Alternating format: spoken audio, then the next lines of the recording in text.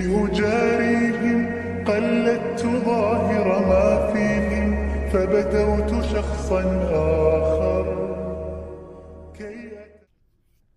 الحمد لله رب العالمين والصلاة والسلام على أشرف الأنبياء والمرسلين سيدنا محمد وعلى آله وصحبه أجمعين وبعد السلام عليكم ورحمة الله وبركاته. As always, we begin with the praise of Almighty Allah subhanahu wa ta'ala, the most kind, the most merciful, the benevolent. We send peace, salutations, salawat upon Imam al-Anbiya, Sayyiduna Rasulullah sallallahu alayhi wa sallam. Allahumma fasalli wa sallim wa an'im wa barik ala Sayyidina Muhammad wa ala ali Sayyidina Muhammad wa barik wa sallim. We're doing the Zakah program because inevitably when Ramadan starts, then we think about many things. We start thinking about suhoor, iftar, taraweeh, tilawah of Quran, and then the zakah question comes up. That's what happens. Once we start getting in our routine after 2-3 days, the first weekend of Ramadan, we don't have lunch, we don't have breakfast to eat. You know, there isn't the kind of normal things that we do. And then we start thinking around 11 a.m. Sunday morning, you know, I need to pay my zakah. And then we open up the spreadsheets and then you ask your other half, you know, you have jewelry, shall we pay zakah? Did you inherit that from your mother? How much more rings you have? All these questions start coming up, and then you get in touch with the ulama, and then what happens is you send the question to us, and you don't get you think you question number 1, but in fact you question number 210, and you don't get an answer during Ramadan, and then you say, but you didn't answer my question, I sent it to you 5 times, why haven't you replied? So as they say, forewarned is forearmed. Better be prepared before Ramadan, know what we're doing, and then start preparing our zakah, take some active action plans. Okay, inshallah. So today's session is just about be zakat ready for Ramadan. So we want to cover a few things in today's session. One of these, this is the 3 things that we're going to cover.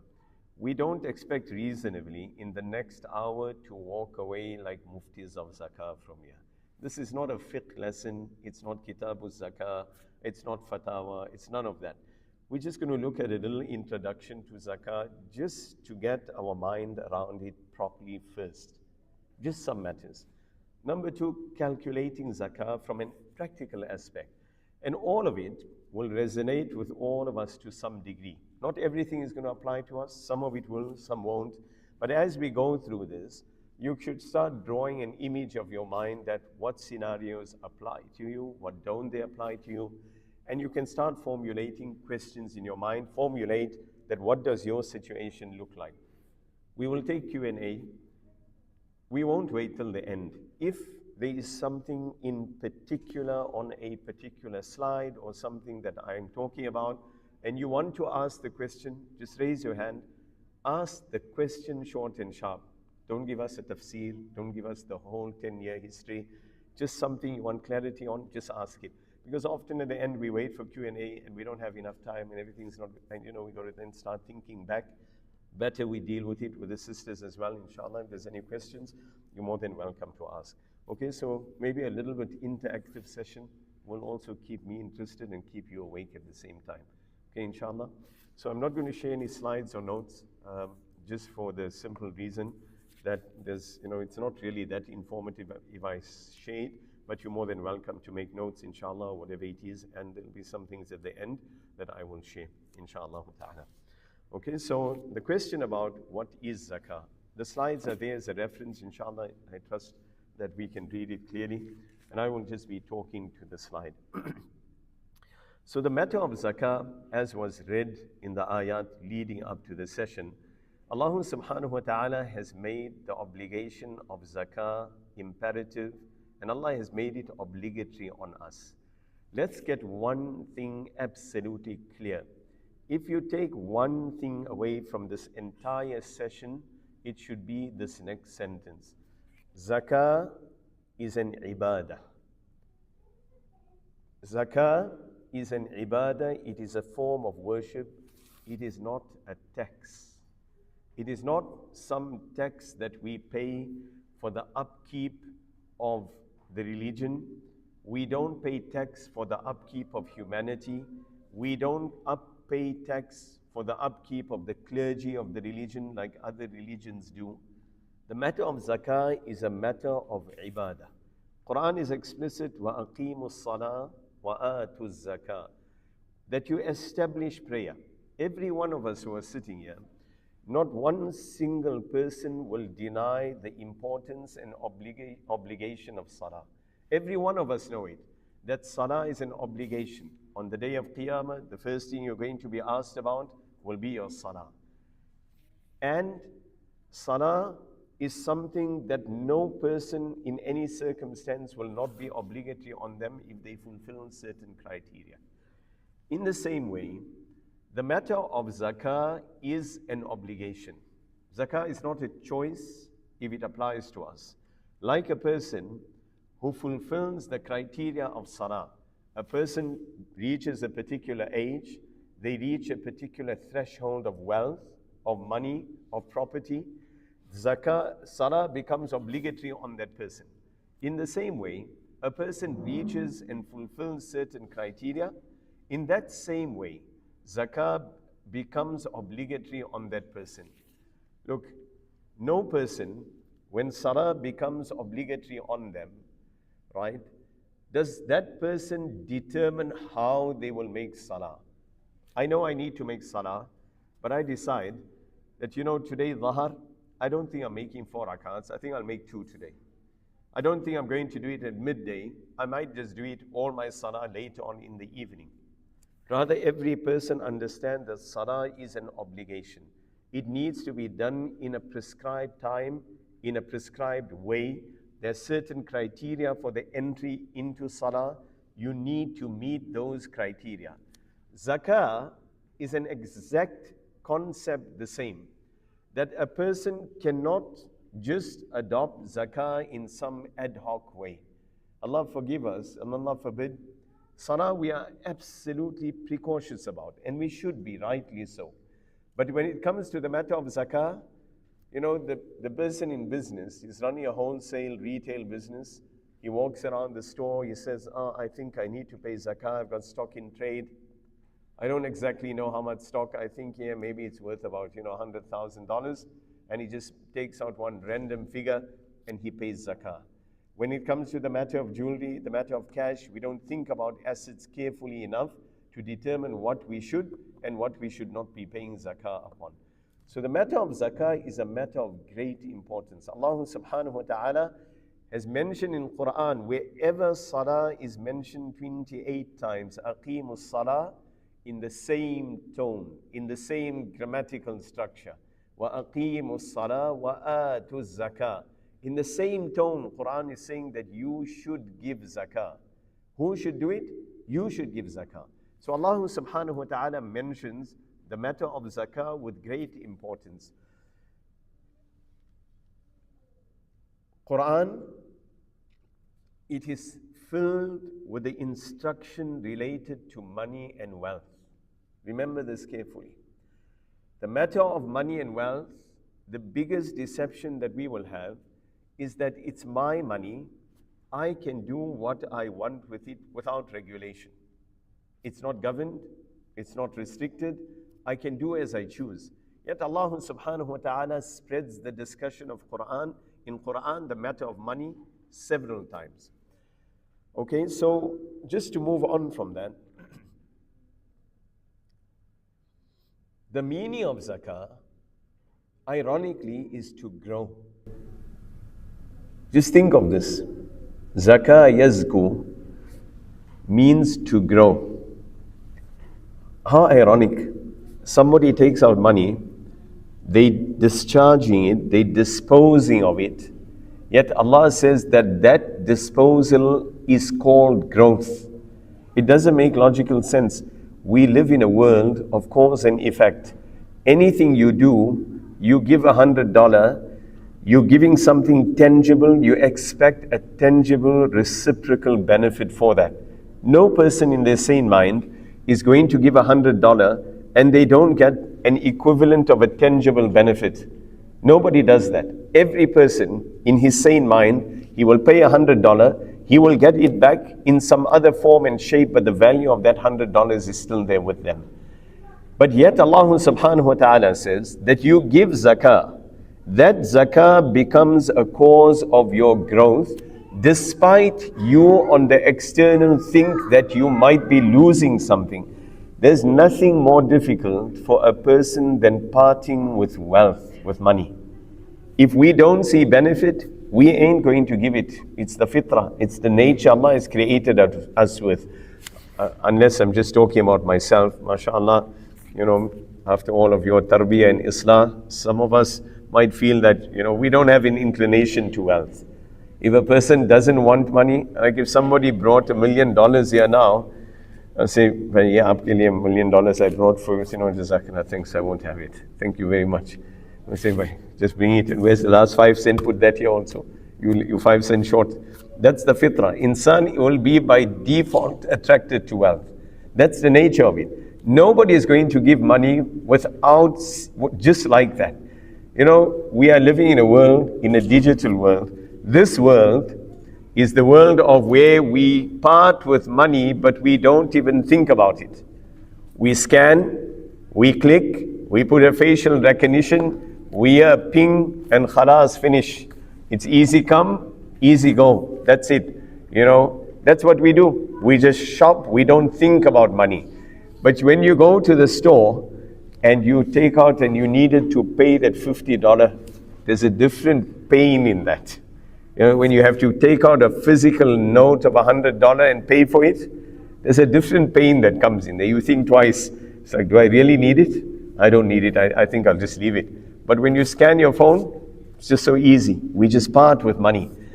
But parting with money is difficult. Yet Allah says, you do that. You part with the zakat that you are told to give. Not by choice. You fulfill the criteria, it's an obligation on you. But yet that becomes the cause of your growth. A person who gives their zakah, Allah makes it, خُذْ مِنْ أَمْوَالِهِمْ صَدَقَةً تُطَهِّرُهُمْ وَتُزَكِّيهِمْ بِهَا وَصَلِّ عَلَيْهِمْ. Quran says that Allah causes your wealth to grow. Allah will give you such barakah and such blessing in ways that you cannot imagine. What's the amazing thing? The word riba, yarbu, in Arabic also means to grow. How amazing is that? Zakah means to grow, riba means to grow. But one growth is an upward trajectory. And the growth of riba is downward disaster.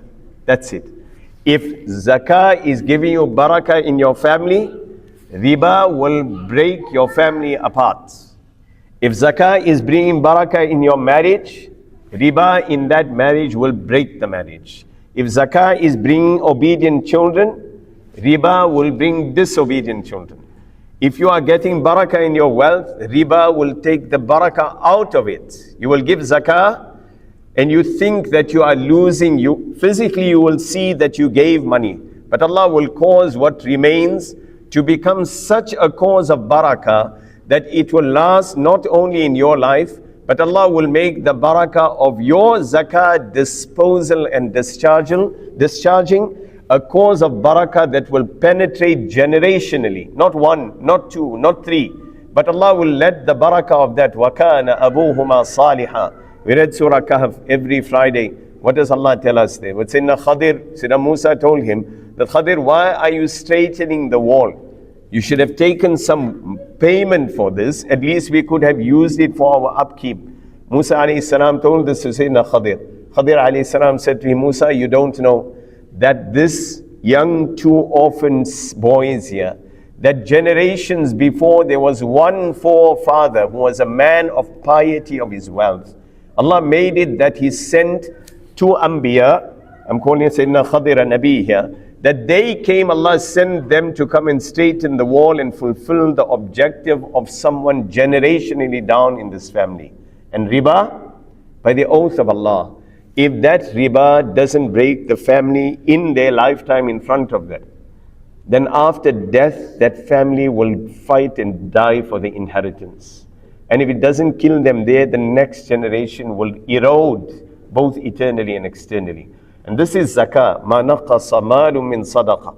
Right? That a person gives zakah, and Allah just opens things. Don't ever think You know, Allah has made it so amazing, right?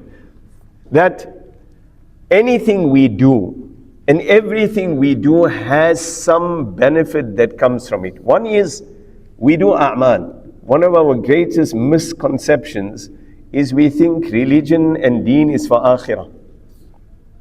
That I will practice, but dunya mein koi fayda nahi. I'll get it in akhirah. That's what I'll do. I'll get the ajr there. I'm making salah, mashallah, I'll get it there.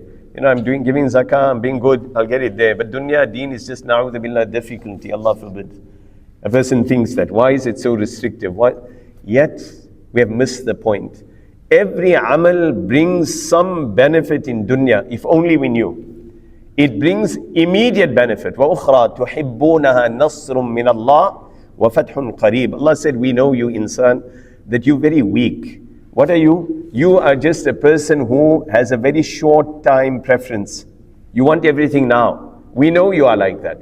You can't wait till akhirah. We're telling you, do the good deeds, you'll get reward, you'll get Jannah, you'll get that. It's like, oh Allah, but I can't wait till they just show it to me now. Allah says, we know that's your fitrah instinctively. So Allah says, for every amal you do, you will get a benefit except that you can't see it. Inna salata tanha anil fahsha'i wal munkar. You make salah, you'll get reward indeed. But Allah subhanahu wa ta'ala says, what did Quran say? That tanha anil fahsha.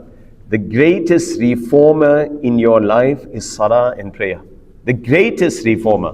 More than any counselor, millions of dollars you will pay for the most experienced counselor, for the most experienced person who you can sit in front and try and resolve your problems. By the oath of Allah, Quran said, just read 2 rak'ats of salah and see how Allah removes all your addictions, all your problems, all your issues. Tanha anil fahsha wal munkar. Like that, Allah has made zakah a form of reformation. That's what zakah is about. Zakah is reformation. It is islah. That you need to learn to part with your wealth. Instinctively you have greed. Instinctively. You will want to hoard money. It's instinctive in you. You'll never part with it without reason. You know the bills that come, maybe it's just me. You know the bills, I tell my kids, you know the post box, it's a very bad thing. You must never take out the mail from the post box. Some very bad things come in there. It's like light bills and water bills and pay your rego and get a, it's just the fitrah of it. It's like, those things that we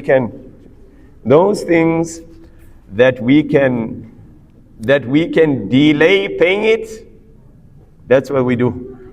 You know that traffic fine that comes? The traffic fine, you parked in the wrong place there in the city somewhere, wherever it is, what happens? They send you that and then they say, this is the last and final one. It will not go away if you don't pay it. Something on those lines. Like you'll keep ignoring it, but it won't go away. It's still there. We will not part with money, right? So Allah subhanahu wa ta'ala teaches us this, that خُذْ مِنْ أَمْوَالِهِمْ صَدَقَةً تُطَهِّرُهُمْ وَتُزَكِّيهِمْ بِهَا وَصَلِّ عَلَيْهِمْ. Okay, that Allah subhanahu wa ta'ala says that you take from their zakah and Allah will cause this to become a cause of purification for you. Allah teaches us how to deal with money, how to manage our money. This is a shari'i requirement. How to manage money, know when to keep, knowing when to spend, knowing how to use it. This is a shari'i obligation. We learn everything. We learn how to make salah. We become masters. We are, mashallah, MBA, double PhD. We have dots beyond our name. I can say that because if I was saying that, I'm not saying it, I'm saying it that we all get impressed with that.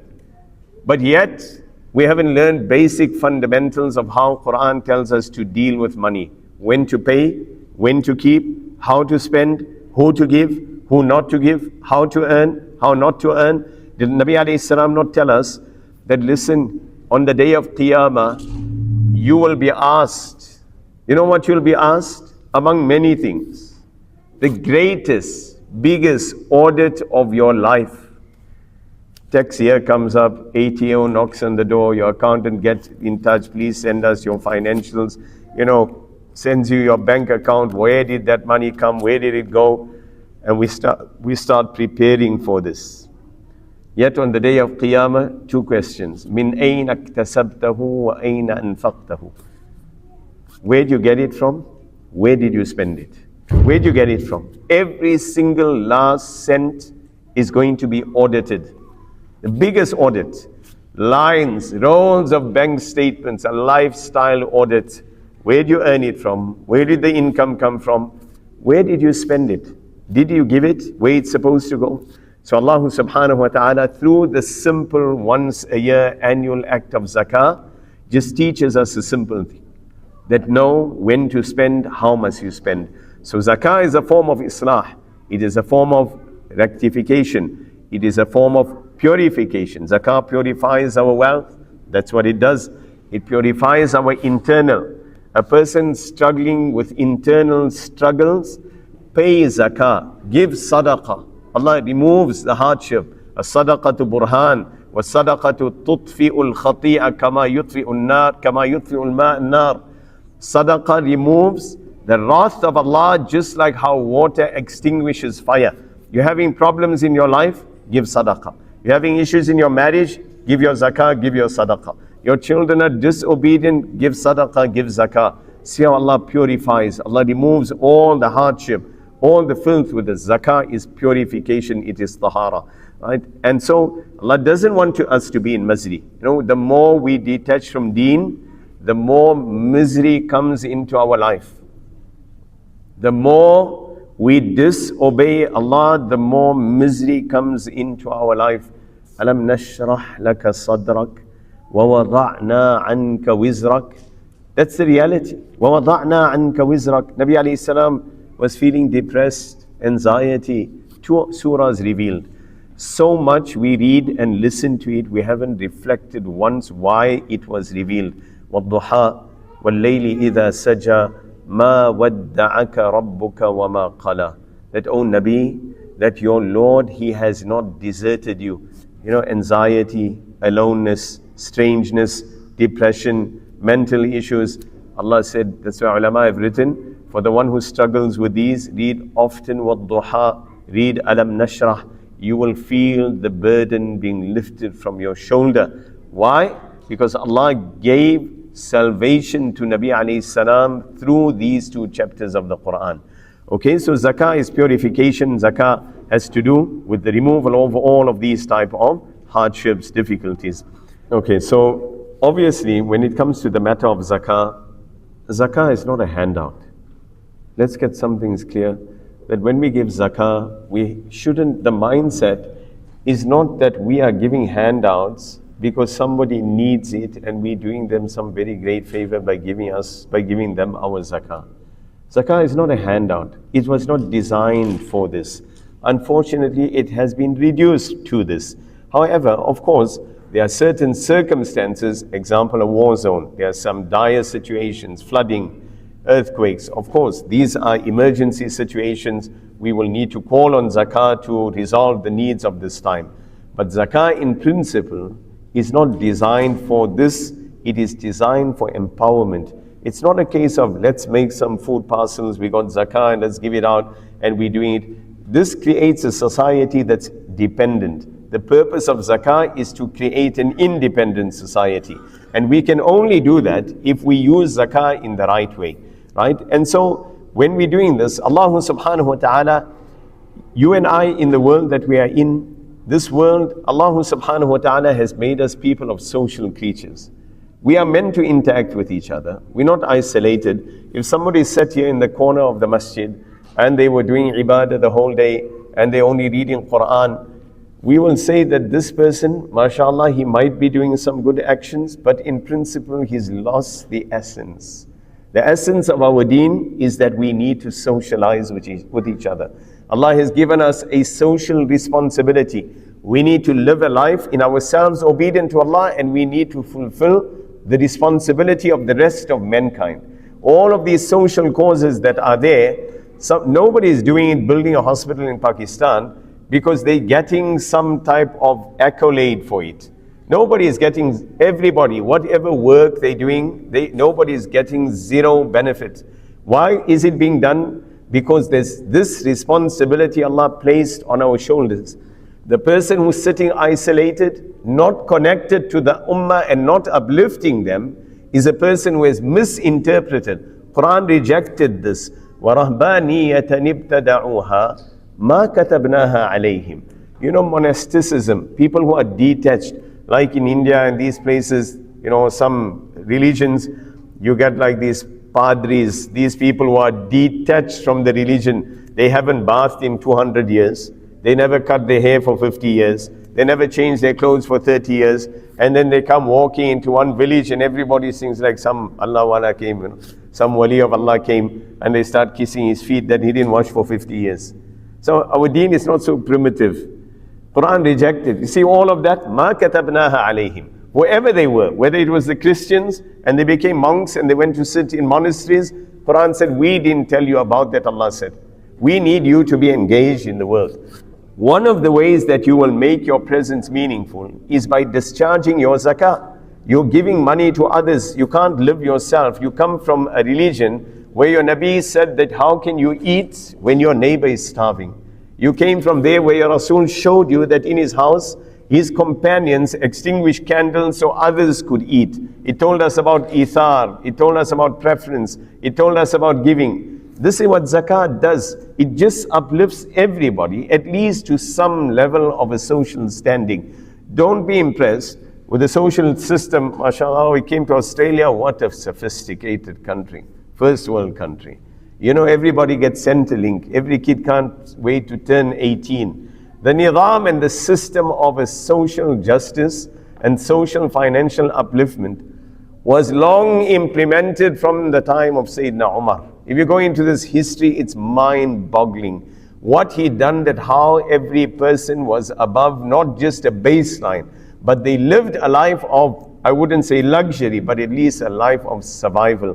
Go and read it. Sayyidina Umar, you know who he is to give the greatest today? If a person who gets, you know, Centrelink, for example, it's like you're going to look at your income and your tax return. Above a certain threshold, maybe, maybe not. Below a certain threshold, yes. That's what Sayyidina Umar didn't look at that. There was no threshold. Everybody got. No matter what your income was, you got. And you know who got the most? He used to look at whoever were the participants of Badr. They would be at the top of the rank. You participated in Badr, you have given the ultimate sacrifice. To our level, what we can do, we will give you the reward of that in dunya. Sayyidina Umar used to give them the most. Then the participants of Uhud, then the participants of Bay'atul Ridwan. There was a nizam, there was a system in place, right? So the matter of zakah is to build what? To build a just society. And obviously it brings money into the market and at least people can survive and these type of things, and we don't want to focus too much on that. Okay, so from there, inshallah, we will go into zakah in practice and preconditions for the obligations of zakah. In all my discussions over time, one of the most difficult things to discuss is the concept of zakah, practically. Because there's few nuances, there's a few principles that we need to understand. And so, in that regard, I'm going to bring it to the most common lowest denominator, that all of us can just digest this and understand a few fundamentals. Just like how for salah, we need some criteria to enter into salah. Salah, is it obligatory on every person or not obligatory? There will be some whom salah will not be obligatory upon. Who is it not obligatory upon? A child. They might do it, but it's not obligatory upon them. Is salah obligatory, for example, of a woman at a time where, let's say after childbirth? Of course, salah is not mandatory upon her. Or during her monthly cycle, salah is not due upon her at this time. In the same way, for zakah to be obligatory, there are certain criteria that must be fulfilled. If these criteria are not fulfilled, one does not become liable to pay zakah. So we need to start thinking from this point and look at the criteria, that do I fulfill these criteria or not.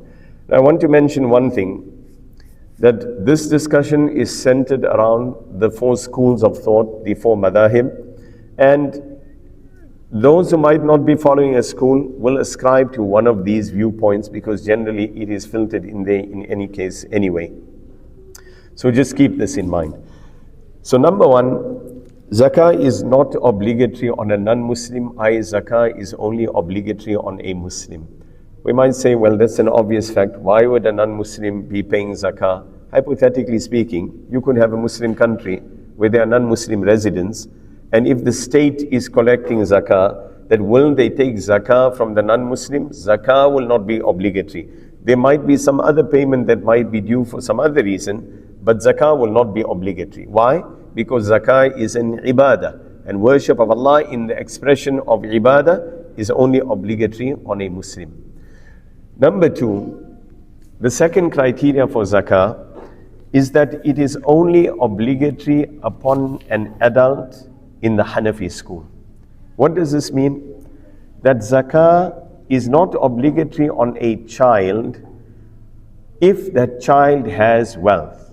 A child, can they possess, can they own wealth? Principally, theoretically speaking, a child can own wealth via their guardian. It belongs to them. Their guardian parent manages the wealth, keeps it in trust for them. But a child can have wealth. It belongs to them. Let's say they inherit it from a parent. But for all intents and purposes, they might not have access to it. They might not have authority or be a decision maker in it, but the wealth belongs to them. In the Hanafi school, a child will never pay zakah, i.e. until they become an adult. In the other schools, the Shafi'i, Hanbali and Maliki schools, a child who possesses wealth, zakah is obligatory on that wealth, and the guardian will discharge the zakah on their behalf. But we need to take one tangent. What qualifies a child from an adult? A child and an adult is qualified by that if the physical symptoms are experienced in the case of a male, the physical symptoms of where there is a discharge of what is usually discharged at maturity for a male, when that occurs physically, that's a sign of maturity. In the case of a female, when the menstrual period is experienced, that's a sign of maturity. If by the age of 15, none of these symptoms are experienced, then on account of age, that is default adulthood, i.e. childhood ends in the view or the eyes of Sharia. 15 means 15 lunar years, not 15 Gregorian years, 15 lunar years. And there's of course over every 10 years there will be quite a big difference in terms of cycle. So if by the age of 15 there was no physical symptoms, then you take lunar 15 years into account. And if you don't know what 15 lunar years might be, you can just Google it, go to a Hijri calendar, and you're able to go all the way back to determine the age of your child, and you will find that 15 lunar years in that way. Okay, so just to recap this again, 15 means that in order for zakah to be obligatory on a child, i.e. in the three schools, it will be obligatory on a child irrespective of whether they're adult or a child. And in the case of the Hanafi school, zakah is not obligatory on a child but only on an adult. That same principle applies to mental capacity. There might be a person who, for intents and purposes of Sharia, is classified as junoon. They might not have mental stability, i.e. that they might have mental weakness, don't know how to deal with wealth, money, cannot make independent decisions. On such a person who might have wealth, which is very possible, zakah will not be obligatory on such a person in the school of Imam Abu Hanifa. But in the rest of the schools, such a person, zakah will be due on them, and it again will have to be discharged by their guardian or the person responsible for them. So we're just laying a few principles here. Number two,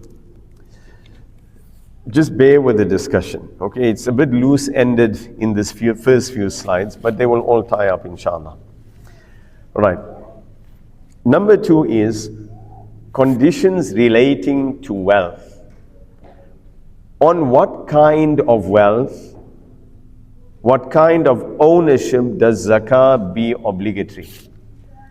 And this is, zakah is only obligatory on possession or property or wealth that you have true ownership of, real ownership.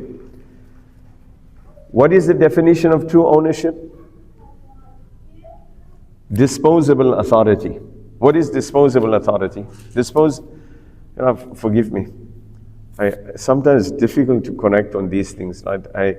Like if you start breaking out into a lecture which is like sitting in a university classroom, it becomes monotonous for me and for you.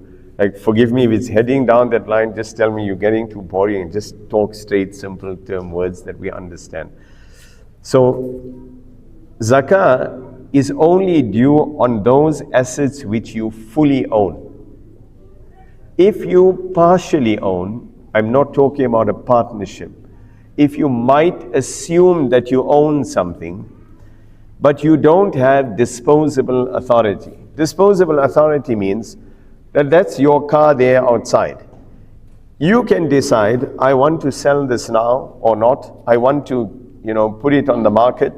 I can sell it to the next party. I can hand them the keys, and I will have no impediment in this. There will be no obstacle. It's my car. I can make a decision. Disposable authority means that I have full control of this to do when, what, as I choose. It might seem like an obvious fact, but sometimes there are certain assets or certain things we may assume that we own, but we don't actually own it. You know that house in Pakistan, I'm just using Pakistan for obvious reason, forgive me. The father told his son, better the house is yours. And mashallah, he is happy. At least moto ho gaya. House is mine, I don't have to worry about the rest. Does he own that house or not? This house, my son, it's yours. You are the favorite son. The house is yours. Now, the father leaves this world and he's having a big debate with the rest of his siblings. No, we were sitting that night in the lounge. Wallahi al-Azim was sitting on this couch and he told me, yeah, my mother is a witness. Didn't he say the house is yours?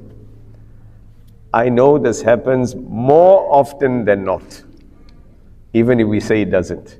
It happens more often than not. The daughter says, that jewelry, that ring, my mother said is mine. This is mine.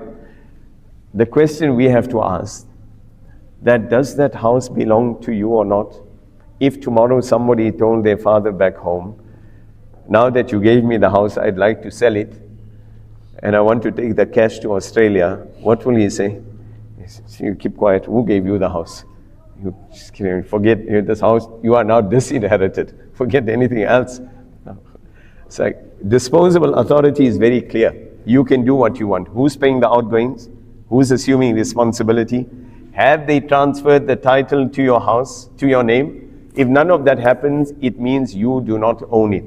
This is a very important matter, that when we're determining on what assets we should pay zakah, you need to determine your assets clearly. Do I own this or not? If I don't own it, zakah is not due on it. I don't have to pay zakah on it. If it's not, I don't have to pay zakah on it. Somebody else might pay zakah on it, but it's not mine. I'm not liable to pay zakah. Right? How many who are here, mashallah, their wives have jewelry? Does it belong to you or to them? To them. Who's paying the zakah? Who's paying the zakah on that? It's like, Ramadan comes, it's like, right, that's my zakah, you need to pay it. So I don't have money.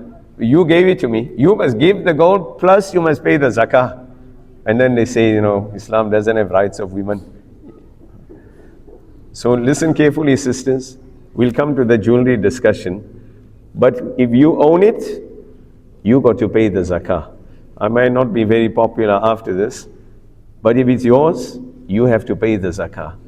But listen, if you pay it on behalf of your wife, mashallah, you will get lots of rewards. So if you are carry on doing it, please. Don't go from here and say, listen, I never heard anything else except I don't have to pay your zakah. Bas kaam ho gaya. That was a worthwhile afternoon. I saved lots of dollars for my life. Okay, so this is how we determine ownership. And we'll come to a little discussion on jewelry in front. Okay, moving on the discussion. So this is related to what we're discussing. On whom is zakah obligatory? Zakah is obligatory on us as individuals. Any person, there will be certain criteria, but on every person who fulfills the criteria, zakah is obligatory on that person. Zakah is not obligatory on your company. Somebody might be holding shares in a traded company, for example, and he might have been in a partnership, and he's adamant that, listen, we are all partners in this company, the company needs to pay the zakah. Zakah is an obligation on all of us. Nobody says today the company is going to pray asar for us. It's an obligation that's on all of us. So zakah will be obligatory on who? On an individual. It will be on a person's shoulders, not on anybody else. If there's a partnership, if there's a company, if there's holding shares somewhere, and that partnership or company decides that they want to pay zakah on all behalf of the shareholders, then of course they can do that. That will be by agreement. But if they refuse to pay the zakah or not paying the zakah, zakah is obligatory on an individual. Like how we assume responsibility of salah, we assume responsibility of zakah. That I need to know that do I have to pay zakah or not? I have to deep dive and answer that question, because if I'm obligated to pay zakah, then I need to do so, right? Okay, number 2, zakah is due on a sole trader. This definition is not an ASIC definition, okay? This, by sole trader we mean any person, anyone who is a trader. He's doing business. Zakah will be due on his stock in trade.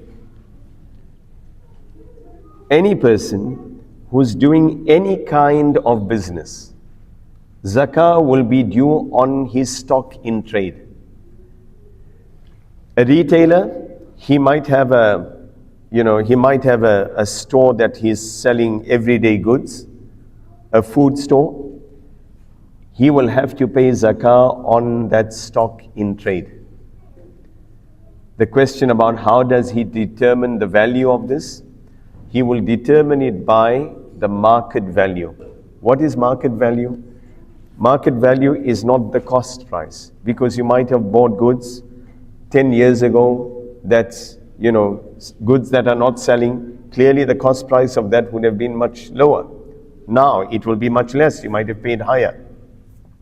So zakah has to be paid on all stock in trade, whether it's a wholesaler, whether it's a retailer, whether it is a medical entity. For example, somebody might assume they might be running not just a pharmacy. Say somebody has a dental surgery.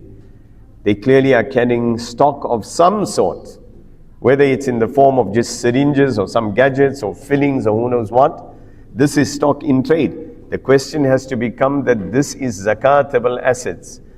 So, as long as there's someone doing business, I need to ask the question, do I need to pay zakah? So that's the easy part. We're living in a world which is very digitized. In this digital world, there's the real possibility that we are holding tangible digital assets which are zakatable. Somebody might be owning many domain names. He foresaw that in 2025, Donald Trump's going to be re-elected as the American president, and he was very quick to go and register donaldtrump.com. He's a very clever guy. That's what he registered. Now, when he bought it 25 years ago, maybe it didn't have any value. But now that he's in the American president, is he holding an asset that he's intending? He knew well 25 years ago that this man is going to become the American president, and he bought it strategically. Well and truly strategically, that I'm going to sell it the day he becomes president. And now he becomes president, Does this become a zakatable asset? Clearly it does. He will have to determine that DonaldTrump.com today will sell for how much if they decide to buy it from me. If they tell him 25 million, that's the price that it is. If that's the price he's offered it on the market, that's the market value, that becomes a zakatable asset. Somebody might be holding, might be an agent for Microsoft licenses that he bought. He's got 10 licenses, he's an agent, and he's going to on-sell it as a retailer. And it passes through his zakatable year. Does this become a zakatable asset? It's a zakatable asset. Somebody might be holding, we do business in many ways. Somebody might be doing Facebook, might be doing Amazon. And he does Amazon FBA, fulfilled by Amazon, sitting there in the Amazon warehouse. So does he have his goods by him? He doesn't. He's never seen it in his life. He will never see it. But does he have full ownership and he's trading those goods? Does he have to pay zakah? He has to pay zakah. See, our questions are no longer just kind of walk in the shop and say, I need to pay zakah here or not. I need to say that what am I trading as a business? And there's many other things around this. Somebody is doing drop shipping. Does he have to pay zakah on drop shipping? It might just be boring this and I'll bypass it if it's not relevant. If somebody is doing drop shipping, would they need to pay zakah? No. Why? So he doesn't have ownership. That's why drop shipping is not permissible. Ask me why later. Until now, we've not seen one drop shipping Sharia compliant matter. We have models for it, but it's too difficult to implement because of the nature of drop shipping. That's why drop shipping will never be permissible in the current structure. What about someone who's trading something haram online? He has ownership of it. Somebody is doing FTX, somebody is doing Forex trading, but it's not actually Forex. You know what I'm talking about? Anybody knows this? They'll tell you, we're giving you 100,000 fake dollars to start doing trades with, just so, and you'll earn on it. It's all just lies. You say, when I got stock in trade, I got 100K sitting there. This is lies. This is not permissible. It's not Sharia compliant, right? In any way. So the point behind this, obviously there are many scenarios. I'm not going to discuss them. I'm just opening the mind that you need to think about. Am I trading some assets which are actually assets and are actually zakatable, but I've just not thought about this? And there are many other areas, but I'll leave it at that. Okay? All right. Partners in a partnership. I have to start going a little bit faster. Partners in a partnership. I discussed earlier that if you are a shareholder in a partnership, you need to pay zakah. So, on what do you pay zakah? That becomes the question. Now, it depends. There can be many scenarios what the partnership is, but whatever are zakatable assets in that partnership, zakah will be due on that, proportionate to your shareholding in that partnership. Even if other partners are non-Muslims or don't pay their zakah, that's immaterial to you. Your zakah is due on you. You need to take cognizance on what should you be paying zakat on, and to know what are the zakatable assets. Zakatable assets we will talk about in front, inshallah. The same principles of partnerships apply both in private and publicly held companies, right? So obviously private is what was alluded to earlier. But in privately held companies, publicly held companies, somebody's trading the stock market. Now we'll discuss that in front, and we'll talk about a few things there. But principally, it's just a partnership, and whatever zakatable assets are held, these will be zakatable, but for all intents and purposes. All right. Number 4, beneficiaries of the bare trust which one has control and access over. Many a time we set up trusts. Now, trust can be structured in a few different ways. I'm just discussing for the purposes of this. There are beneficiaries who only are beneficiaries of income from the trust. There might be kids on the trust. There might be an asset which the trust is holding. Those kids who receive the income, they are not responsible for paying zakah on the asset that the trust is holding, right? But the person who's in charge of the trust, the signatory of the trust, the decision maker, the owner of the trust, if it is a zakatable asset, they will have to pay zakat on that asset which the trust is holding. Beneficiaries of it might pay zakah on the income, that can be circumstantial, but they will not pay zakah on the trust. If you haven't looked at what your cycle looks like, what are your tax structures, how your companies are set up, how your trusts are set up, how your inheritance is set up, how your Islamic will is or not set up, you need to have a deep think about this, because our zakah can never be aligned properly if all these things are not in place. All our financial affairs are like pieces of a puzzle. You can't have a gap in one and expect the next one to fit. They all have to seamlessly integrate with each other. If we haven't done this, talk to a Muslim tax consultant who knows zakah, who understands the laws of Sharia in relation to these matters. Okay, inshallah. So part of the wealth conditions is that you must have possession of the asset. Now again, earlier we spoke about ownership. Ownership doesn't always mean possession. MashaAllah, you have a very good neighbor. He goes for Fajr every day. He came to borrow your car for Fajr last year, January, and you've not seen him since then. Do you own the car? Still in your name. Do you have the car? MashaAllah, one good Uber driver friend, you gave it to him, you can doing a rent-to-own story. And if you are doing rent-to-own, talk to me, because it's likely not Sharia compliant also. Ask me, we deal with this all the time. If you are doing Uber rent-to-own, come and talk to us, show us your contract, and we'll show you what's wrong with it. Sorry if anybody is doing that. So,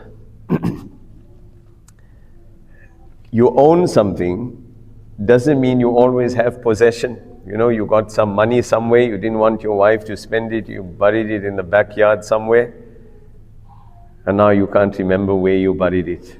Maybe let's get a more relevant example. Somebody had a whole lot of Bitcoin there in his e-wallet somewhere, and now he lost his key. You know the guy in the UK? Anybody knows what's going on now? There's one fellow in the UK, he bought Bitcoin so many years ago. Today it's worth $768 million. He by mistake took his hard drive and threw it in his dustbin. Somebody disposed of it, they threw it in the dump yard. Right now, as of 2 days ago, he has appealed to the council wherever he lives that he wants to buy the dump yard. And it's filled, it's like it's filled with dirt. He wants to buy it, he will pay for it just so he can spend his life looking for this hard drive. And there's a whole petition going on there in the UK to tell the council, just give it to him and tell him to give you 10% from the 768 million. And the council will be the richest council in Britain. Does he own it? He owns $768 million of Bitcoin, but he can't find his key. Now if he comes to us and say, must I pay zakah, Sheikh? We say, when you get that key, you come to us. And then we'll tell you about the zakah. Right now, you ain't going to see that back in your life. Talk about living in a regret, isn't it? Okay. It reminds me, I'm seeing Rizwan Bhaiya. Many years when I used to go for tafsir to Perth Mosque Saturday mornings, I used to come with Zahid Bhai. Zahid Bhai, for those of you who know him, might know him. Every conversation Saturday morning from Southern River to Perth Mosque, what is this Bitcoin? Should I buy it? Shouldn't I buy it? This was in 2014. And now he's in Qatar. I keep telling him, you made a mistake. We would have both been okay if you bought Bitcoin that time. We would have both been retired now. Right? So possession of assets. Okay? All right. So let's move on with this. Okay, this is a very 2 or 3 important slides. Inshallah, if we understand this, the rest of it is very simple. Sharia, yes? Okay, inshallah, there's a whole discussion on loans coming up as well. Jazakallahu Khairan. It's a relevant question. All the questions are relevant, but if you understand it in the full context, it will be smooth, inshallah. Okay, these are some theoretical matters about zakah. See, the nizam and the system of zakah is so just that Allah doesn't make all assets zakatable. All assets are not zakatable. Only those assets which are productive, natural growth assets, Allah makes zakah obligatory on that. Those assets which a person doesn't use for growth your personal possessions, your house, your personal car, do you need it every day? Your house might be an item of value, but that value will not be realized until the day you put a for sale sign outside. The market can continue to change. The agent can give you an appraisal and tell you, it's worth $500,000 more now in this market. Is that of any value to you now? It's zero value. You just get happy, oh, my house is worth so much. Reality is that until you don't sell it, you will not realize that wealth. Sharia says that money, that wealth, that possession is not zakatable. Why? Because it's not wealth that you can actively grow. We have to just take this mind out. We have to come out of a contemporary capitalist mindset. Understand this in the light of Sharia. Because in the light of a capitalist mindset will tell you that your biggest asset's your house and you making lots of money and you're a millionaire and all these type of things. Sharia says no. Where are you paying zakah? Only on those things which are productive assets. Now I'll come back to this slide. What are productive assets? These 5 asset classes are considered to be growth products in the eyes of Sharia. What is that? Cash and receivables. Understand this from a concept point of view. Somebody has cash. You got money by you, 100,000. Can you make that 100,000 grow? You can. You can put it to active work, you can invest it, do business, but you can actually make this realize actual growth. Sharia says, you will pay zakat on this. Why? Because you can make it grow. 1. 2, gold and silver. Why is zakat due on gold and silver? Because intrinsically, it has value in it. You can look at the gold and silver charts even from last year to this year. The gold price has moved almost 25%, if not more. Just year on year, that has been the value in growth. Intrinsically, gold and silver has growth in it. So therefore, Sharia says, you own gold or silver. We're not talking about jewelry yet. We're just saying you own gold or silver. You need to pay zakah. Why? Because intrinsically, you own something that will by fitrah, by nature, it will just grow. Whether you do nothing about it, but just hold it, it will grow. So therefore, it's zakatable. Trade assets, what we spoke about. Somebody is doing business. That trade assets, what's the purpose of trade? A person buys it at a cost price or doing business. His intent is to grow this, right? Animal livestock, inherently in Sharia, it's looked at a valuable growth item. It will reproduce, markets will change, and it will grow. Crops, the same principle behind it. Sharia classifies these 5 things as growth assets. From these 5, we will only just touch on the first 3 because most of us are involved in this. If anybody is doing livestock or crops, etc., we can discuss it later on. It's a very unique set of zakah principles, but we'll only talk about these 3 for the purposes of this discussion. Now coming back to this, okay? So Sharia says that we will only make zakah obligatory on these growth products. Non-growth products, there's no zakah on it. Why is this? Because Allah is just. Zakah is not meant to erode your wealth. It's not meant to erode it. Think of it. Somebody is just sitting on 100,000. He doesn't do anything with it, and then his zakah year comes, he has to pay 2.5%. And then he sits on it for another year and does nothing with it. Now he's going to pay another 2.5%. And the third year, the same thing. 5 years down the line, he's going to say, Sharia is very unjust. There's injustice here because it's eating into my wealth. That's what he will say. Sharia says, but you got it wrong. Why do you have it wrong? Because the intent of wealth in Sharia is to grow it. It is to grow it. It's an obligation that you must grow your wealth enough that you can pay your zakah, enough that you beat inflation, enough that you're earning money on it so that you can benefit the ummah. And if you don't do that, then you will pay zakah and then it will erode your wealth.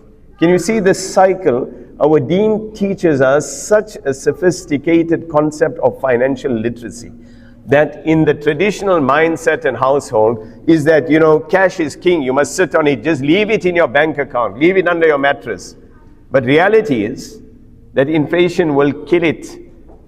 I looked at Just because of time, like I looked at people, you know, the price of gold over a period of time. If you could see what you would be, there is a 64% inflation eat into wealth you would have held 5 years ago. What would have costed you $1,000, then you will pay $1,614 for the same thing now. It is shocking. This Sharia wants us to have a mindset. This mindset, I got money, I'm very wealthy, I leave it in my bank account. And then say, oh, but Sharia is saying I need to pay zakah. Allah is saying, if you don't use that money. If you're using $100,000 now, and you make 3, 4, 5, 10% in more every month, by next year this time, you'd have made $200,000. What will you do? Happily, you will say that I'll take out 2.5% from here. Why? Because I've made from year on year, I have multiplied my money 100 times. I've got 100% growth. I'll happily take out that 2.5% from here. Allah wants you to be actively involved in building your wealth. In Sharia, we call this, what is written at the red at the bottom, it's called al-mal an-nami. It's one of the most, not complicated, misunderstood concepts. Money that moves, productive wealth. Sharia wants us to do business. We have to be economically active. You can't sit back and say, oh, tawakkalna ala Allah. There is no greater crime in misreading what the Quran said about tawakkul. Making tawakkul. MashaAllah, making tawakkul. And Allah will give. Allah will give. Is your qadar and nasib, is it written? It is. Does it mean we must sit back and do nothing? لو أنكم تتوكلون على الله حق توكله لرزقكم كما يرزق الطير. Allah, Nabi alayhi salam said that if you knew what tawakkul was, then just look at the bird flying outside, that's all. You want tawakkul, leave all the complicated concepts. What's tawakkul? The bird that leaves in the morning, it does what it needs to, strives, and it comes back and its belly is filled in the evening. That's what tawakkul is about. Imagine the bird just sat there. So like Allah is going to give and look out. Is that tawakkul? Barakah? No, I live on tawakkul and barakah. Barakah is a different matter altogether. In between that is this concept of economic activity. And if we don't do that, then zakah will eat into our wealth. Whose fault is it? It's not Sharia's fault. It's our fault that we didn't make the money work. Right? So understand this concept of productive assets. Okay. Another slide to understand this nisab concept.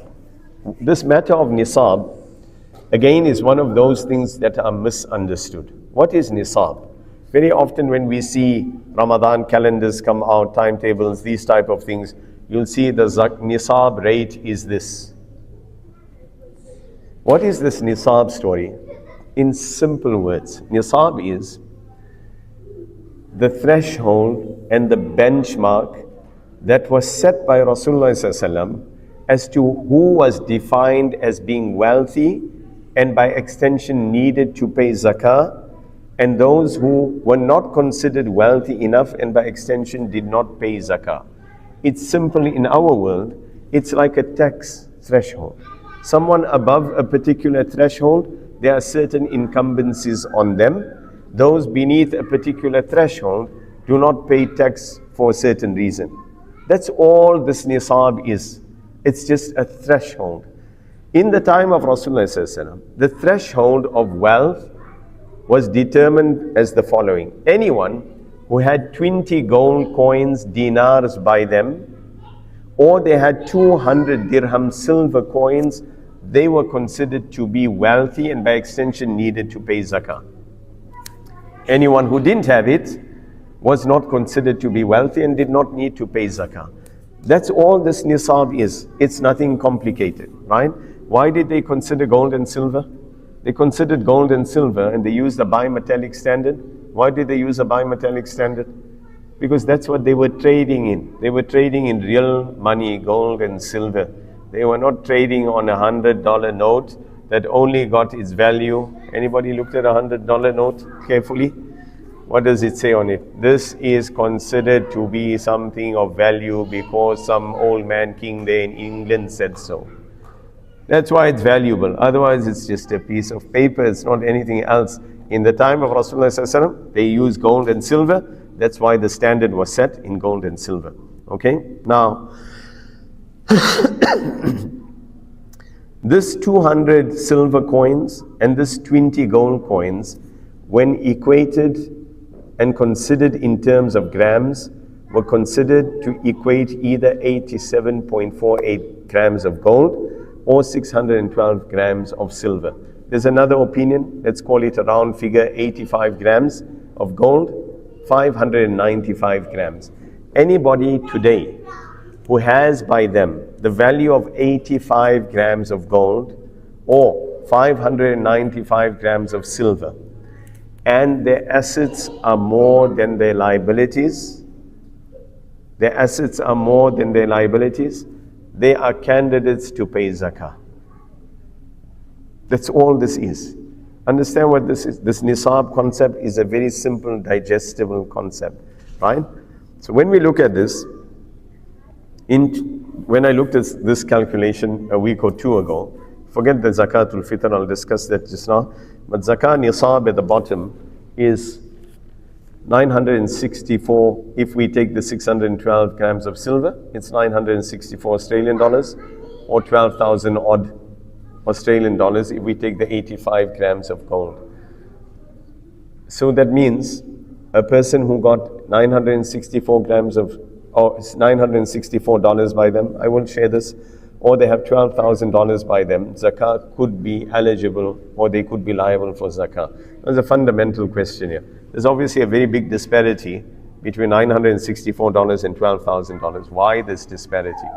Because the simple reason is this. In the time of Rasulullah, 20 gold coins equal 200 silver coins. The value of them were the same. But historical market difference changed the value of these. And so the demand of gold is more, the demand of silver is less. Market factors have changed this pricing. Understand what this means? So therefore, that's why we have two different pricings or standards. In principle, in the time of Rasulullah, if this was equated, for example, to Australian dollars, they would have valued the same. It would have come out to the same amount. Question becomes to us on a practical level, that which one of these do we use as a standard? This is a practical matter, it is a fatwa matter. What is that practical matter and fatwa matter? Is that muftis consider circumstances. Those circumstances are that, look, practically speaking, let's say we say that the zakat nisab is $964. That any person who has more than this should be paying zakah. What would that mean in a practical sense? That more people will qualify to be paying zakah because they will meet the threshold.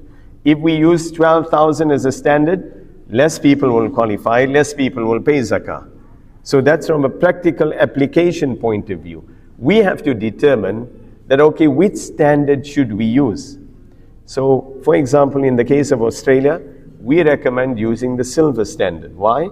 Because more people will qualify to pay zakah. By and large, whatever it is, by and large, people enjoy at least a decent standard of living. Australia is considered to be a donor country. So more people paying zakah in Australian dollars will be more impactful for the ummah. Understand? So if we use the silver nisab, and if someone uses the gold nisab, for example, let's say in a country where there might be financial struggles, and they might say, listen, rather keep the standard at 12,000, less people pay zakah, at least people can look after their own finances instead of making zakah incumbent on them, because they're going to have to pay zakah, but then they might financially struggle. Understand what this means? So therefore, this is just a considered fatwa matter. That's why in Australia we say that we prefer to use the silver standard, and it's the better standard to use in the context instead of using a gold standard, because more people should pay zakah. Especially, say, given the global circumstances of the ummah, we want as many people to be paying zakah, therefore we recommend using the silver standard. Okay, I just want to talk about the zakatul fitr, not to create confusion. Zakatul fitr, it's a separate discussion subject altogether, but one thing know very well.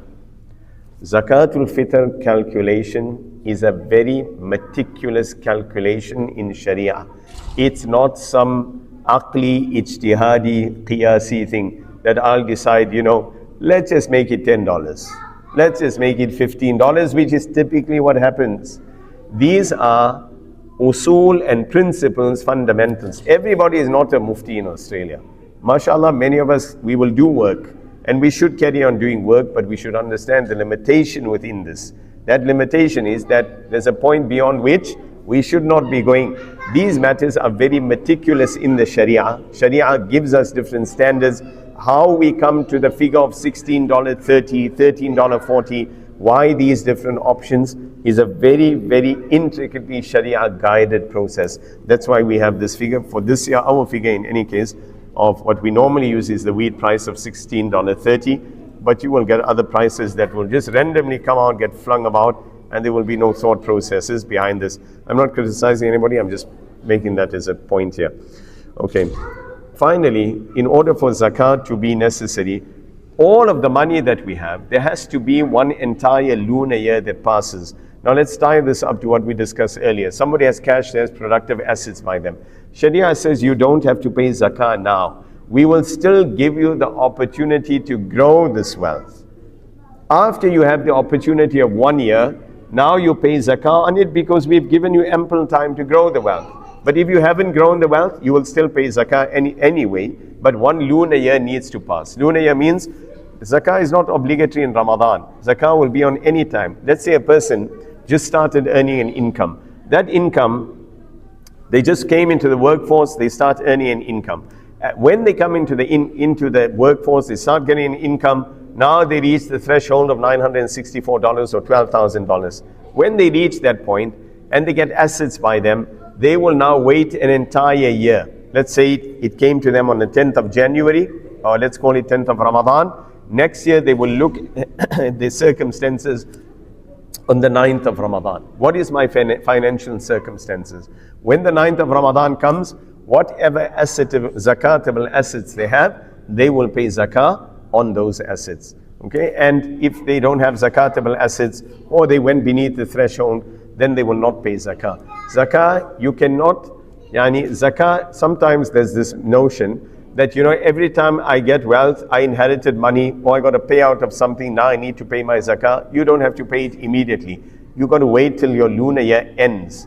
You don't have to pay immediately. Can you pay immediately? Yes. You can do a calculation, decide, I want to disburse of 2.5%. Indeed you can. But if one chooses, they will wait till the year end and then they will pay zakah. Let's say they inherited $200,000 now in the middle of their zakatable year, and come towards the end of the lunar year, they already used it or spent it or invested it. Then there's no zakah. The money is spent, khalas, finish, end of the story. There's no zakah and there's nothing to do. If somebody is using a Gregorian calendar, then you need to pay 2.577% just to compensate for the extra days, but we don't recommend that. It becomes a complicated process to use and to calculate. Okay, so I'm going to come back to this. Inshallah, this is really, the crux of it, right? So we spoke about the productive assets and where we need to pay zakah. Okay, so this is short and sharp. Okay, inshallah, everything falls into place. We need to pay zakah on cash. All cash assets that you have, your bank account, all forex that is held. Okay, somebody is holding Pakistani rupees, why must you pay zakah on it? It's got no value. You have to pay zakah. Okay, that's what it is. You've got to pay zakah whether we like it or not. Sometimes, there's all these cash forex lying around, sometimes a bit of negligence on this. In whatever currency it is, zakah is due on an offset account. Anybody who has Islamic finance or any type of other type of finance, if there's an offset account and there's money that is sitting in that offset account, it is zakatable. Why? An offset account is your money that you voluntarily put there just to lower your premiums and repayments. That money is yours, it's there, it's just sitting there conveniently, but you need to pay zakah. On a redraw account, if you have a redraw option, then that is not zakatable. Even if you put extra money in there, in the redraw account, it's not zakatable. Why? Because you paid it into your provider, it belongs to them. They just giving you the option, should you want to withdraw, you can. If you don't withdraw, it still belongs to them, doesn't belong to you, it's not zakatable. Okay, zakah is not payable on cash that has been spent before the year end. I spoke about that. Okay, and there's nothing wrong. Let's say somebody decides they inherited 100,000 now. They know their zakah day or year is going to be in 2 weeks' time. And they take the money and they use it. That's that. I mean, it's nothing, you don't have to feel like a level of ethical incorrectness that I should have kept it for 2 weeks and then pays. Sharia is clear. If you don't have it, you don't pay zakah on it, right? Obviously, we can't use all kinds of schemes. We have people, mashallah, it's like, oh, he's got lots of cash in his account, before year end transfers it to his wife's bank account. It's like, that's it, moves it to her account. I don't have it. Can you see that? My account got $5. Does it belong to her or to him? If she came to him and said, well, thank you, you put 100,000, I think I'm going to buy some jewelry. What's he going to do? You just leave that money, you can't use it. Maybe for tax you can do that. Zakat, you still pay zakat, move it to whoever's account you want. Right? So that's an example of it. Okay. This is important, zakah on receivables and loans. There was a question about that. The principle here, let's just talk about loans for starters. Zakah is always due on any absolute receivable, on a loan. I borrowed you money and you're making repayments to me on the outstanding amount that you owe to me. That is a zakatable cash asset that I will need to pay zakah upon. Now you may say, but you said about ownership and possession, I don't have it. Principally, you will achieve possession. And so therefore, because of achievement means that I know that you are doing, periodic payments and you are doing this religiously, regularly, you are doing the repayments. Sharia looks at that I will achieve that, therefore it becomes zakatable. Understand this? However, if there's a bad debt, somebody is not paying. He said next year is already 10 years. So if it's a bad debt, then it's khalas, you don't pay zakat on that. So money that, all loans, we can categorize them and classify them differently, but for purposes of simplicity, when do you pay on it? You have two options. You can either pay as you are getting the income, or you can pay in a lump sum when you've achieved and received the whole amount. But you need to pay for the years that were past. Let's say, it was 100,000 and you only got it back after 2 years, and that was the period of repayment. You will need to pay 100,000, i.e. on the first year 100,000, then second year whatever might have been left from there, you will need to pay zakah on that. Important to note, if someone is in business or are holding books, the same principle will apply to receivables. Okay, if there's a debtors book that is sitting there somewhere. If they're in business, you need to look at your debtors list on your zakah date. That is considered to be a received amount. Again, the same principle. You know that these are the good payers, they are going to pay, it's a 30-day account, whatever it is, you need to pay zakah on that. These things are often missed. We have a special session for zakah for accountants. This last week, we spoke to all KPMG across Australia, all the Muslim staff, in relation to how to look at zakah for accountants. It's very meticulous. Right? Debts are considered to be a deductible liability. So this is very simple. Deductible liability, I have a debt. I owe somebody 100,000. So I looked at all my assets, 5 million. And then I got 100,000, that's a deductible liability. I will deduct that as a liability. I now have to pay zakah on, 4,900,000, for example. That understands zakat is debts are a deductible liability. I'll just qualify this further. Debts mean even those things which we have financial commitments for are considered deductible liabilities. I have to pay school fees. I know my kids are in school till December, but I'm paying term fees. I know the fees are $1,000, but every term I'm paying $200. But I got to pay another $800. That is a deductible liability. Why am I committed? It's a commitment that I have.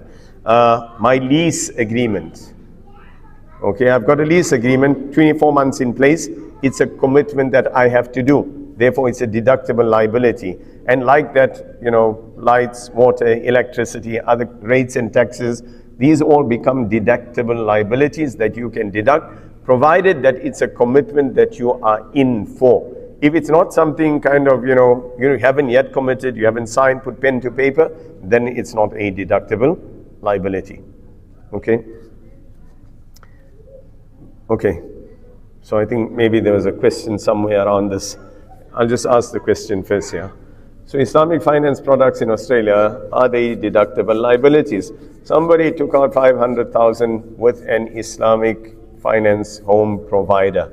I'm not taking any names. I'm not even justifying it or not. That's a separate discussion.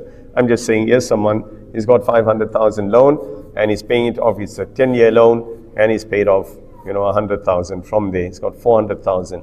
Now he's busy calculating zakah. He's put all his assets together. And then he says, well, I own 400,000. Liability, khalas, I don't have to pay zakah. This is very good. I'm okay for the next 10 years. Are they deductible liabilities?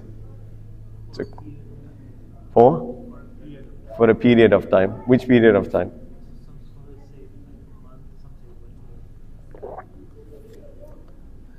So one answer here is for a period of time.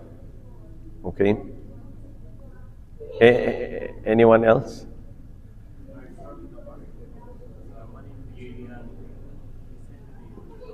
The money which? The month in which you are, that's a deductible liability for that month.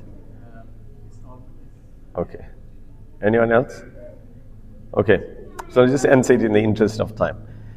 In Australia, 99.9% of the products are all the same, no matter what front end you're seeing, the bank end design is pretty much the same. And these are ijara products. They are simply rental products. You have a finance loan. They might tell you something else, but you own zero equity in it. One. They might put your name on the title and you're going to say, but I own the house. What do you mean? I own the house, they put my name on the title, they even marketed it like that. But on page 3, you just signed off everything to them. Do you know that? 99% of us, look at, mashallah, as I said right in the beginning, this very complicated contract that we have, we don't know what we're signing. In there, we've just given them every right. We've ceded the right to the house, or to the property. That's what it is. So we own zero of it, even though the name's on the title. We own zero of it. We're not even buying equity in it. They'll just do a great favor after 10 years and give it to you. You're not buying equity really. This is ijara. Now, so what do you deduct as a liability? You can't deduct the entire amount because what are you doing? You are in a rental lease. And that answers the question here. Why in a rental lease? So what are you bound for in this? You are bound for, and your liability here is your lease term. Now your lease term might be 12 months, it might be 6 months, you might be midway in your lease term. Because your Ramadan due date is say Zakah is 1st of Ramadan, and you're 2 weeks away. So if you look at it now, you can say, okay, what's my lease date versus my Zakah date? That's only what my liability is. So this 1 month, the 1 month deductible liability, from our perspective, to look at the entire lease becomes a better concept because that's what you're actually liable for. When your lease ends, then your finance provider will get back to you, or rates change, they will get back to you and say you need to sign another agreement, and that's when your lease starts going. So in a nutshell, your lease term, whether it's 12 months or 24 months, that becomes a deductible liability, but the entire amount is not a deductible liability. Okay, gold and silver. Very quickly, gold and silver in the 3 schools besides the Hanafi school, it is not zakatable. Women do not need to pay zakah on jewelry that they own in the 3 schools besides the Hanafi school. Why? Listen carefully, brothers, because jewelry is a necessity for a female. Please buy your wife jewelry. There's a second takeaway from today's session. Please buy your wife lots of jewelry because the 3 schools say that jewelry is a necessity for a female. Like your house, like your car, you don't pay zakah. For a female, jewelry is a necessity, therefore she doesn't pay zakah. The Hanafi school says that it is a zakatable asset and a female who owns the jewelry will pay zakah on that jewelry. Okay? That's simple. That's for a female. A male who owns jewelry, he needs to pay zakah. Is jewelry a necessity for a male? Gold and silver is haram for him except a ring that he might wear, but even that it's not a necessity. If he owns silver or any other type of gold and silver, he will have to pay zakat on that. That's the jewelry question. However, gold and silver is not only jewelry. Gold and silver can be many forms. Somebody's owning bullion, somebody's owning coins, he will have to pay zakat on it. Whether he's trading it or not, he will still have to pay zakat. If somebody is owning digital gold, he owns it and he owns tokens and stable coins that he's got in a wallet somewhere there in Perth Mint.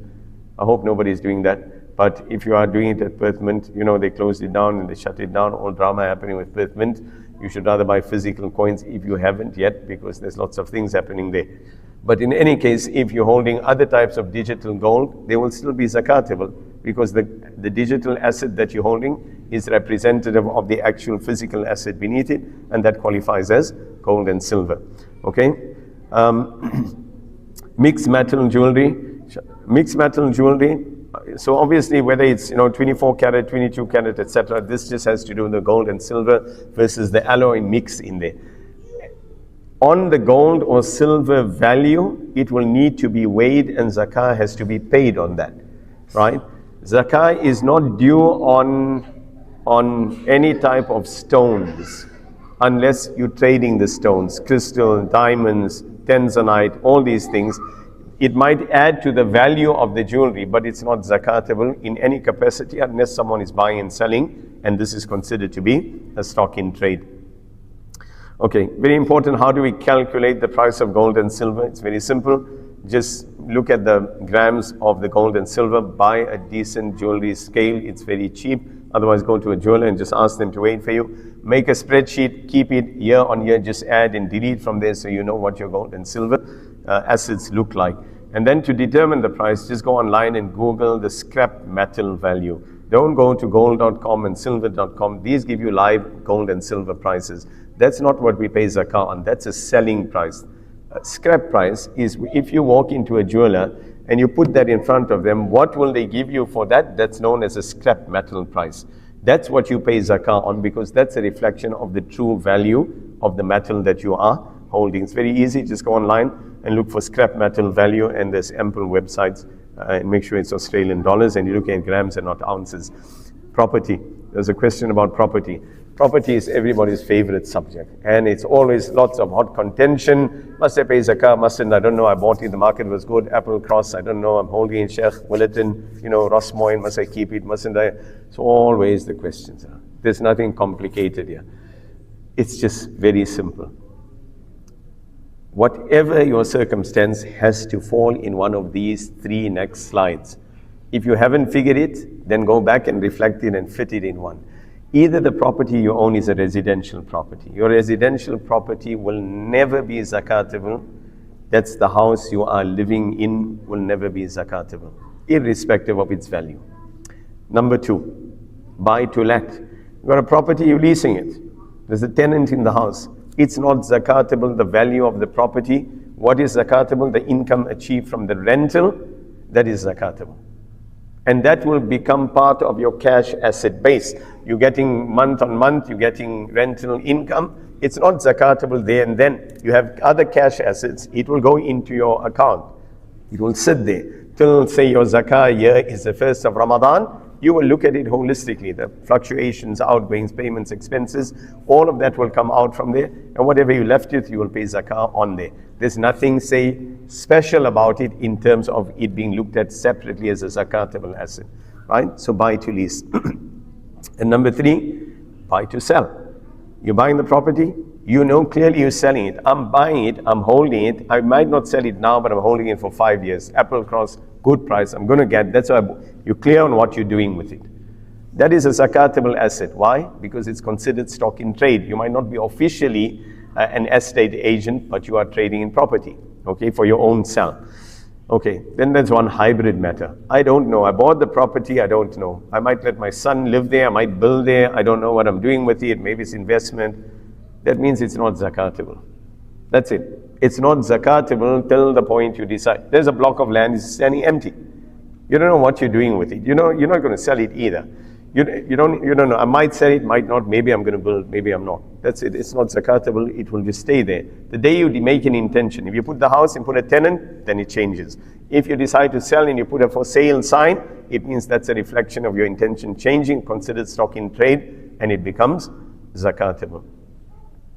Is that clear? That's it. 3 slides. There can't be any other scenario unless somebody tells me one. But you don't know, in Pakistan we have this properties that are bought like this and like that, and we don't know. Gee.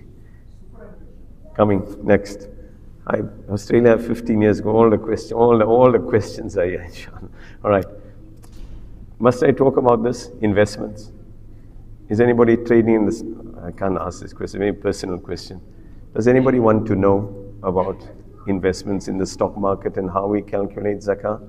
If not, I won't bore you with this. Or if you need to know it personally, I will look at it later.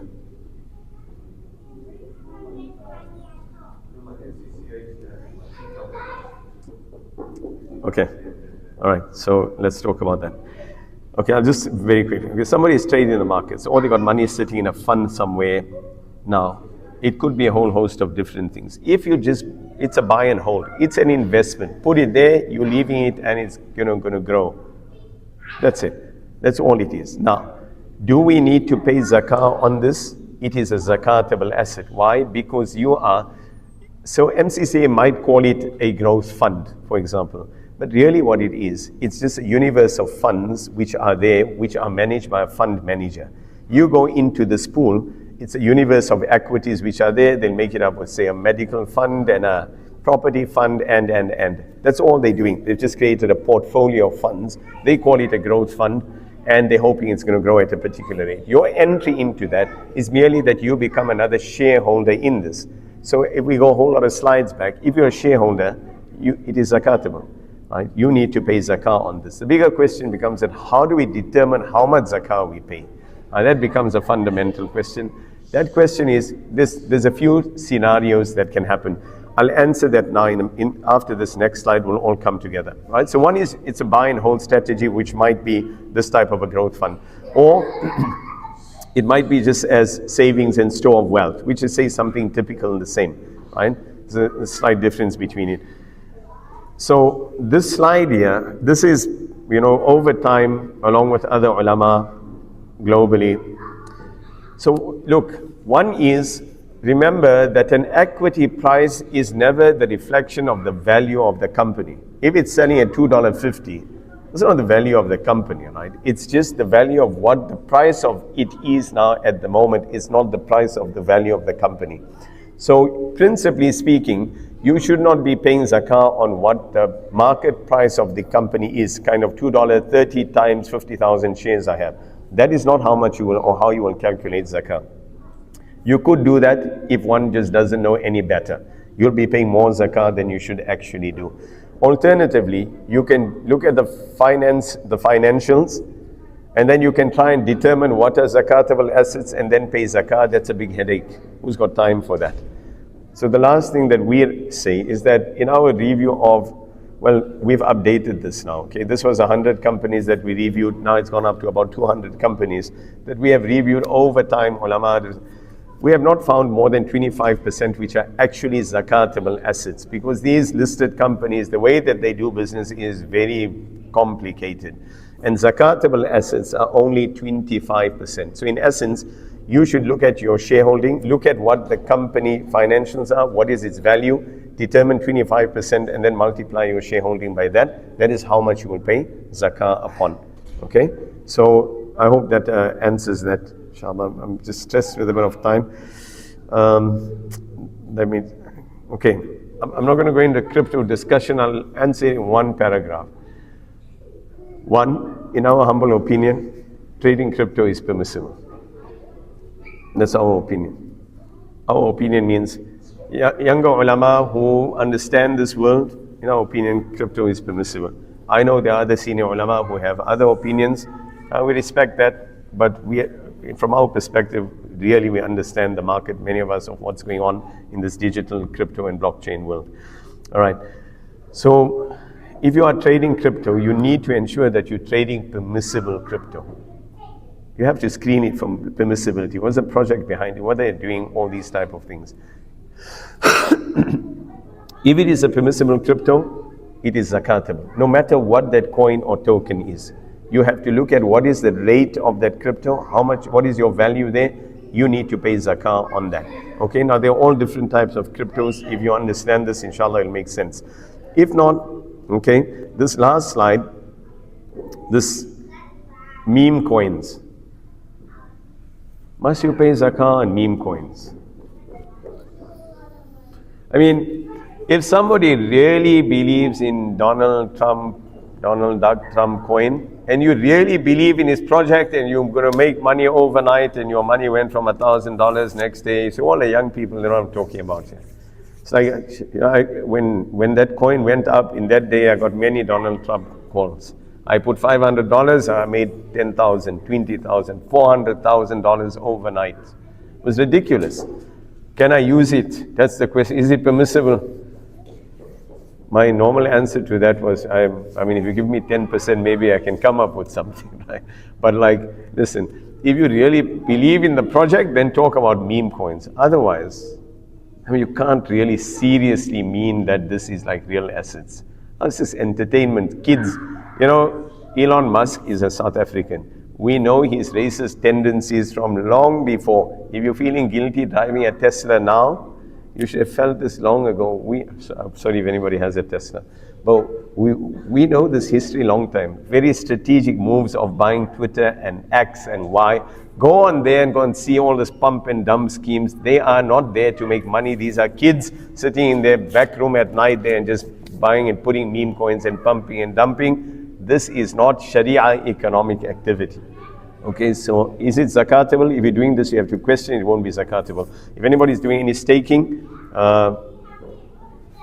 staking is not permissible. It's likely interest based. Okay, we have some platforms which have halal staking. If you need to know about that, you can ask. But by and large, generally on conventional platforms, staking is not Sharia compliant. It is interest based and riba based. The question on superannuation. There's certain views out there from our perspective on compulsory super, that which is deducted at source. Conventional employer-employee relationship, super is getting deducted there. Do you need to pay zakah on that? Our answer to that is no. Why? Until retirement, you don't have to pay zakah. Why not? Because we spoke about ownership and possession much earlier. Your super, do you have disposable authority of it? You don't. It just goes there. They might ask you where you want to put it. But that's the most you will get. Other than that, if this is where your employer is putting it there, compulsory deduction, you don't have access over this, it is not zakatable. The day you get paid out or you have access to it, either you get paid out or you have access to it, it now becomes a zakatable asset. So if it's still there in the fund invested, you need to follow the same approach. What is my super worth? You need to pay zakah on that. If you have withdrawn it, whatever withdrawal value becomes part of your cash asset base, you can either pay zakah now or you can wait till your zakah year end and pay zakah accordingly. Okay, that's the super question somebody asked. Okay, and I'll just answer self-managed super. Self-managed super is a problem. From our perspective, it's a Sharia problem in whether it's zakatable or not. There are many variances in here, and without going into the detail, we say that the cautionary thing is that you should pay zakah on self-managed super, provided the asset behind it is a zakatable asset.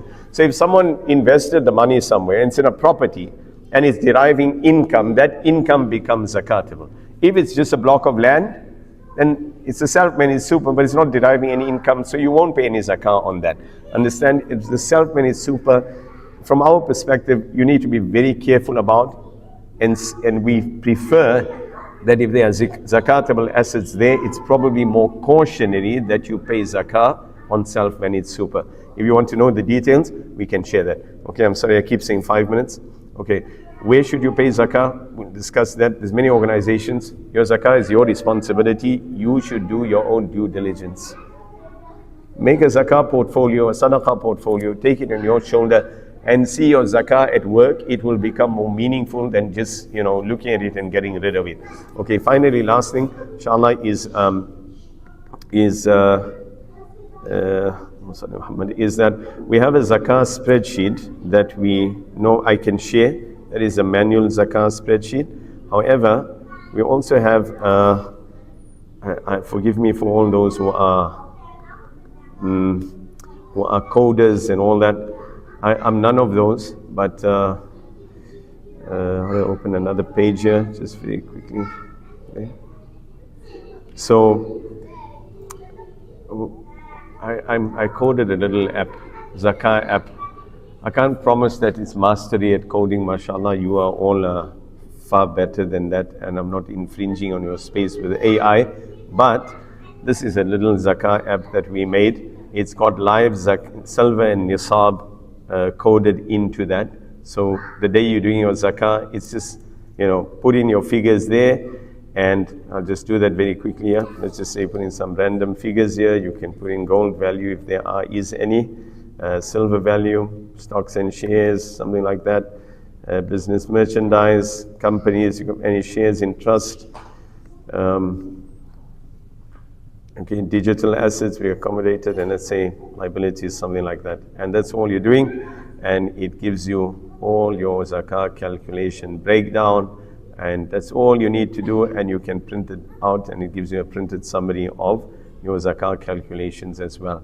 So I might share this with the brothers, I might share it with Hafiz Sahab, and you can post it. If anyone wants to use this zakah app, calculation app, you can use it. You're welcome to give feedback. I'm not a coder, but it makes much more easier sense than a zakah spreadsheet, which we also have. And if you prefer to do things manually, by all means, inshallah, you can do that manually. Okay, I'm very, very sorry for going much over time. It's 5:30. Inshallah, so we'll stop there. Any questions, you can inshallah forward it to me. I have to be in another program at 6 o'clock, and it's already 5:35. So inshallah, you can forward it to me. My details are here somewhere. Nabil will open the slide again. I don't know where it is. And inshallah, please feel free just to reach out via WhatsApp or anything else. I'm very sorry for also just going on. I hope it was useful and you're able to digest something, and it was not. You might say that, why didn't you just start with this calculator at the end and just tell us that and not give us the whole story? But you can only use the calculator effectively if you know what you're doing before that. If you don't know what you're doing before that, you can't actively use the calculator. But that's the way it is. So inshallah, Jazakallahu Khairan.